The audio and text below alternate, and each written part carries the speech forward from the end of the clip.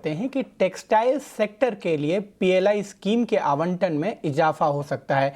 बांग्लादेश में जारी तनाव के बीच सरकार के फैसले से टेक्सटाइल सेक्टर को फायदा हो सकता है। पूरी खबर के साथ जुड़ गए हैं हमारे सहयोगी समीर दीक्षित। आगामी यूनियन बजट में सरकार का टेक्सटाइल सेक्टर पर विशेष फोकस रह सकता है।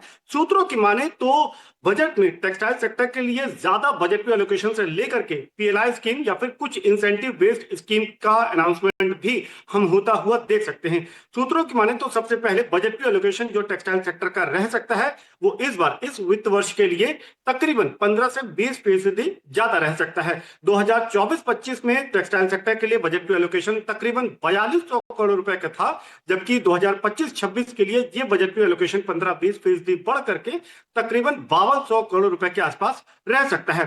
दूसरी अहम बात यह है कि टेक्सटाइल सेक्टर में जो भी पीएलआई स्कीम है, इसकी मियाद को भी बढ़ाने पर सरकार गंभीरता से विचार कर रही है और जो इस पीएलआई स्कीम के लिए जो बजटरी एलोकेशन है उसको भी बढ़ाने पर विचार कर रही है और वो तकरीबन 600 मिलियन रुपए के आसपास उसको किया जा सकता है। इस पर सरकार विचार कर रही है। इसके अलावा सरकार जो अलग अलग टाइप के यार्न्स हैं जो कि इंडस्ट्री इंपोर्ट करती है, टेक्सटाइल इंडस्ट्री, उस पर जो इंपोर्ट टैरिफ है उसको रैशनलाइज करने पर, उसको कम करने पर विचार कर रही है और उसका भी अनाउंसमेंट संभवतः किया जा सकता है। जो मशीनरी है टेक्सटाइल इंडस्ट्री इंपोर्ट करती है मैन्युफैक्चरिंग के लिए, इन मशीनरी पर जो इंपोर्ट ड्यूटी लगती है कुछ हद तक इसमें भी कटौती होता हुआ हम देख सकते हैं। तो ये तमाम कदम या यूं कहें राहत जो डोमेस्टिक इंडस्ट्री को सरकार देना चाहती है, इसके पीछे दो कारण हैं। सबसे पहला ये कि बांग्लादेश में जो अनरेस्ट की सिचुएशन है इसने भारत की टेक्सटाइल इंडस्ट्री के लिए कई ब्राइट अपॉर्चुनिटी बनाई है, इसको सरकार एनकैश करना चाहती है। दूसरी बात यह है कि सरकार यह समझती है कि जितना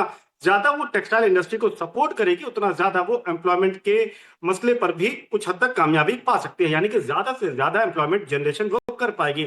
इनको देखते हुए सरकार आगामी बजट में टेक्सटाइल सेक्टर के लिए कुछ बड़े अनाउंसमेंट जिसमें कि बजटरी एलोकेशन को बढ़ाने से लेकर के पीएलआई स्कीम या फिर कुछ इंसेंटिव बेस्ड स्कीम का अनाउंसमेंट कर सकती है। शुक्रिया समीर सारी डिटेल्स के लिए। और बजट के बाद बात